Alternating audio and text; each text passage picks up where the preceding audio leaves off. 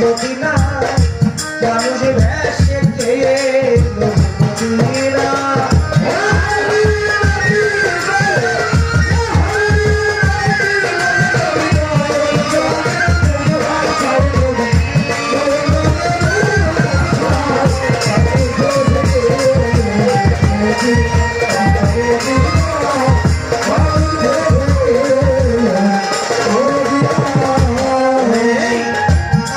মানুষেরই রূপটি ধরে আপে মাওলা খেলা করে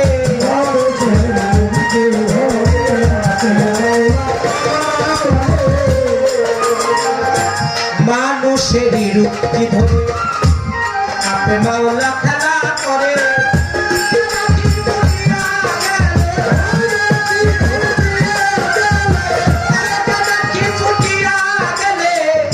দেখে সেই রূপটির আড়াই গো দেখে সেই রূপটির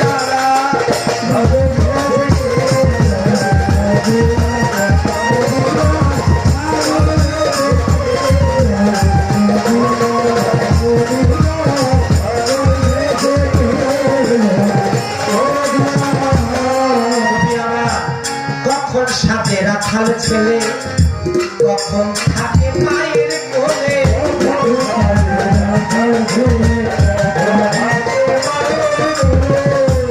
কখন সাজে রাখাল ছেলে কখন থাকে মায়ের কোলে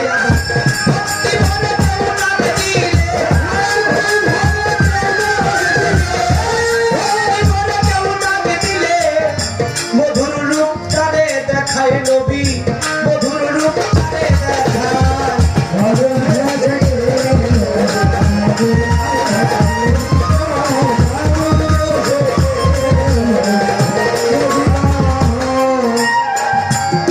নবী আমার কখন পুরুষ কখন নারী ডাকলে যাই চান্ডালের বাড়ি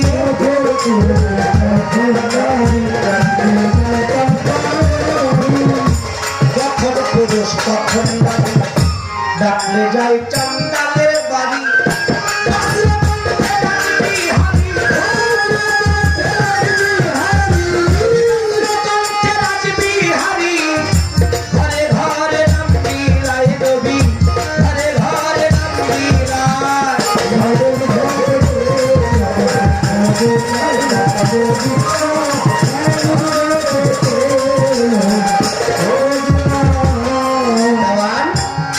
মালিক বলে আমি তোমার নবীজি তুমি নবী হইও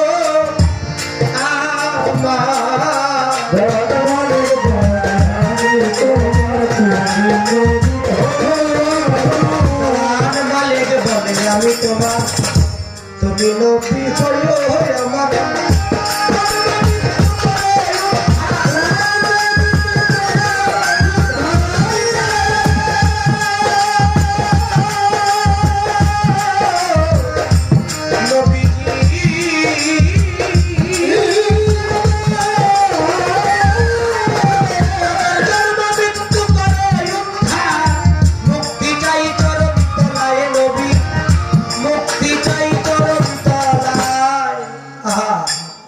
নবীর চরণে মুক্তি মিলে কেউ যদি ভক্তি ভরে ডাক দেয় নবীর সাথে প্রেম ভালোবাসা করে আমরা তো প্রেম করি টাকার সাথে আমরা প্রেম করি সম্পদের সাথে প্রেম করি নারীর সাথে দুনিয়ার সাথে কিন্তু মুর্শিদের সাথে প্রেম করা কই হলো নবীর সাথে প্রেম করা কই হলো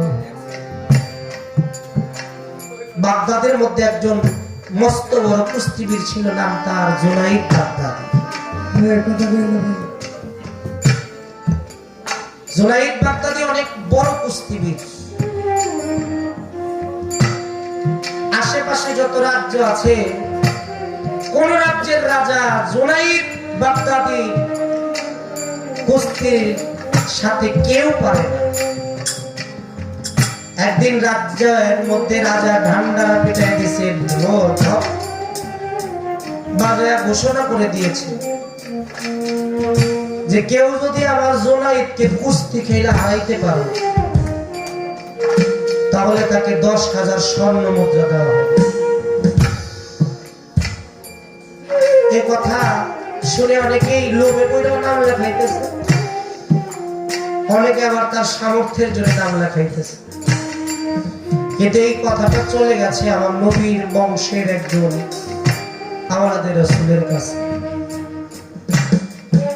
সে আওলাদের রাসূল তার ঘরের মধ্যে 7 দিন যাবত কোনো চুলা জ্বলে না। বাচ্চাদেরকে সান্ত্বনা দেওয়ার জন্য মা না খেয়ে আছে 5 দিন যাবত, বাচ্চারাও 3 দিন যাবত না খাওয়া। সান্ত্বনা দেওয়ার জন্য মা একটা পাত্রের মধ্যে পানি দিয়ে আগুন জ্বালিয়ে বাচ্চাদেরকে বলতেছে, এই তো বাবা, এই তো রান্না হয়ে গেছে, একটু পরেই খাবার দিবে। 3 দিন চলে গেছে, বাড়িতে আসছে। আসার পরে স্ত্রী বলতেছে, গো আমি তো মা, তুমি তো বাবা, যে সন্তানের জন্য আমরা সবকিছু করি, সেই সন্তানগুলো খুবই দায় কাতরাইতেছে। দেখো 3টা দিন যাবত না খাওয়া।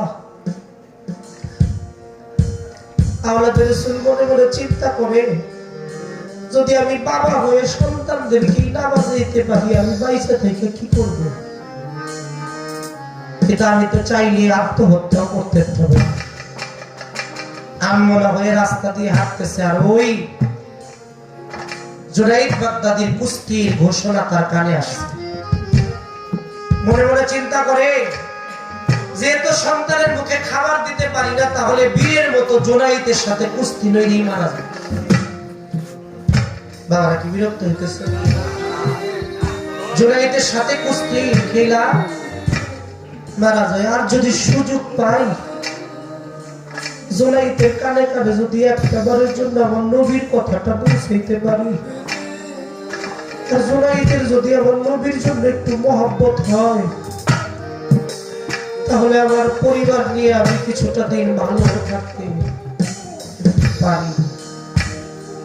কুস্তি খেলার মাঠে পৌঁছে গেছে আওলাদের রাসূল। গিয়ে যেখানে কুস্তি খেলার নাম লেখানো হইতেছে, ওখানে যায় বলতেছে, আমার নামটা লেখেন। যে নাম লেখে সে কয়, কি করবেন আপনি? কয়, আমি জুনাইদের সাথে কুস্তি লড়বো। আপনার মাথা খারাপ হয়েছে, আপনি তো জুনাইদের একটা বাহুর ওজনই সহ্য করতে পারবেন না। বাবের গাইলা জানটা নষ্ট করতেছেন, মরতে আইছেন। আওলাদের রাসূল বলে, আমি বাঁচি কি না মরি এটা আমার ব্যাপার, তুমি বলবা। তুমি নাম লেখার দরকার, নাম লিখেছে।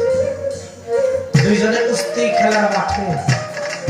কুস্তি খেলার একটা নিয়ম আছে, প্রথমত একজন এক প্লেয়ার আর এক প্লেয়ারকে ধরে আলিঙ্গন করে না? যখন রেফারি বাঁশিতে ফু দিবে, তার আগে বলতেছে, আপনারা একটু আলিঙ্গন করেন। আলিঙ্গন করতে গিয়ে আওলাদের রাসূল যখন জুনাইদকে জড়াইয়া ধরছে, ধরার সাথে সাথে তার মুখটা চলে গেছে জুনাইদের কানের কাছে। বলতেছে, ও জুনাইদ, আমি তোমার সাথে কুস্তি খেলতে আসি নাই, আমি তোমার সাথে একটা নিবেদন করতে আসছি, একটা আবদার করতে আসছি। আমি নবীর বংশধর। এই কাঁধ থেকে যখন ডান কাঁধে গেছে, আবার বলতেছে, জুনাইদ, আমার ঘরের মধ্যে আজকে আমার স্ত্রী 5 দিন যাবত না খেয়ে আছে, আমার ছোট ছোট সন্তানরা 3 দিন যাবত না খেয়ে আছে, আমিও 7টা দিন যাবত কিছুই খাই না। জুনাইদ যখন কথাটা বলেছে, আবার ডান কাঁধে আসছে, বলতেছে, জুনাইদ, তুমি যদি আমার নবীর মহব্বতে একটা বারের জন্য হাইরা যাইতা, তাহলে আমার পরিবারের মুখে কিছু ডাল ভাত। জুনাইদ যেমন মাটি হয়ে গেছে। কাঁদবে, কান্নাও করতে পারতেছে না, আর পাগলটা সহ্য করতে পারতেছে না। বলতেছে আওলাদে রাসূলকে আমি বড় মজলিসে কিভাবে হারবো, তবে আমি যাই কিছু হোক আমি আমার নবীর মহব্বতে অবশ্যই আজকে হেরে যাব।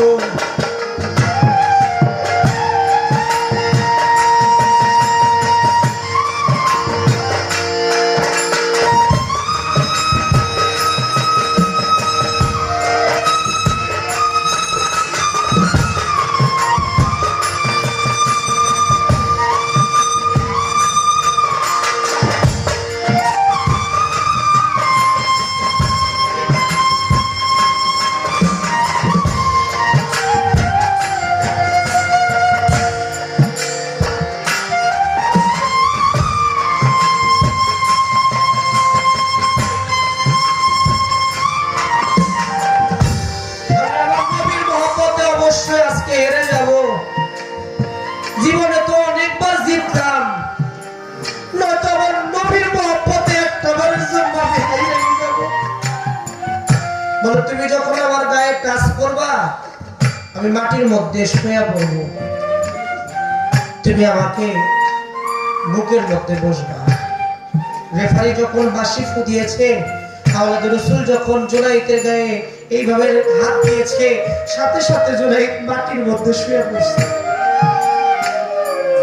বাবা, কোনো ভালো খেলোয়াড়ের পক্ষে তো অনেক লোক থাকে, ওই রোগা মানুষটার সাথে তেমন লোক ছিল না, আওলাদ রাসূলের পক্ষে তেমন লোক ছিল না।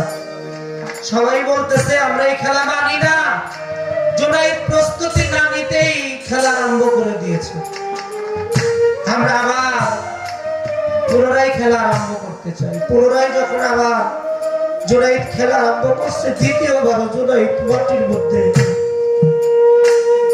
কাজ দেওয়ার সাথে সাথেই পড়ে গেছে। সবাই জুনাইদের পক্ষে যারা তারা বলে ব্যাপারটা কি, এখানে বিষয়টা তো বুঝতেছি না। বাগদাদ কেন অন্যান্য দেশের কোন বড় পালোয়ান জুনাইদের সাথে তার বাহুর একটা ধাক্কাই কুলায় না, আর এই রোগা পাতলা মানুষটা জুনাইদকে হারায় দিতেছে, এটা আমরা কোনোভাবেই মানতে পারি না। ডাইন ডাইন তিন ডাইন। তৃতীয়বার যখন আবারও খেলা আরম্ভ হলো, তৃতীয়বারও জুনাইদ মাটির মধ্যে ধরাশায়ী হয়ে গেছে। আওলাদ রাসূলকে বিজয়ী ঘোষণা করেছে। আর যারা জুনাইদের পক্ষ নিয়েছিল তারা জুনাইদের গায়ে থুথু ছিটায় মারতেছে, কেউ জুনাইদের গায়ে তার পায়ের জুতা খুইলা মারতেছে, কেউ জুনাইদের গায়ে ইট মারতেছে, জুনাইদের মাথা উঠে গেছে। বাদশার দরবারে বলতেছে গিয়ে, সারাটা জীবন আপনার নুন খেয়েছি, আপনার রাজ্যে ছিলাম, অনেক আগে বাবা মাকে ছেড়েছি, বাবা মা নাই, আপনার রাজ্যে আপনার পাশেই ছিলাম, আজকে আমার দ্বারা আপনার সম্মান পূর্ণ হয়েছে। রাজা বলতেছে আমি তোমাকে এক মুহূর্তের জন্য দেখতে চাই না, তুমি আমার রাজ্য থেকে এই মুহূর্তে চলে যাও। কেঁদে কেঁদে বলেছিল, ভাবুক সেই ভাবধারা থেকে গান লিখেছে, শিশু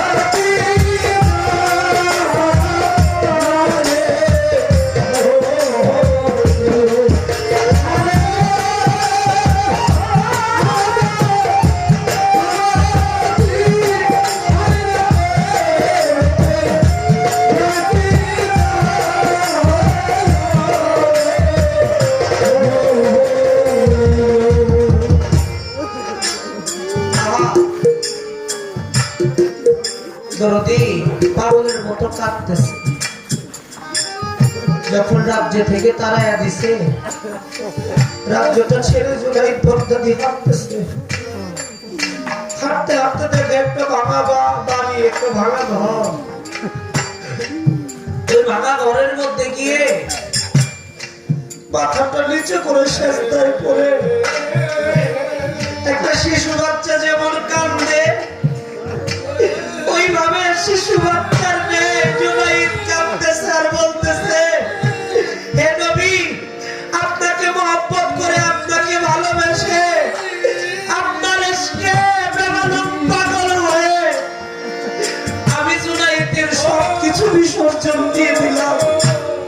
নবীজি তাহাজ্জুদ একটা বারের জন্য যদি দেখা দিতেন আমার ভিতরের জ্বালাটা জুনাইদ আমার জ্বালা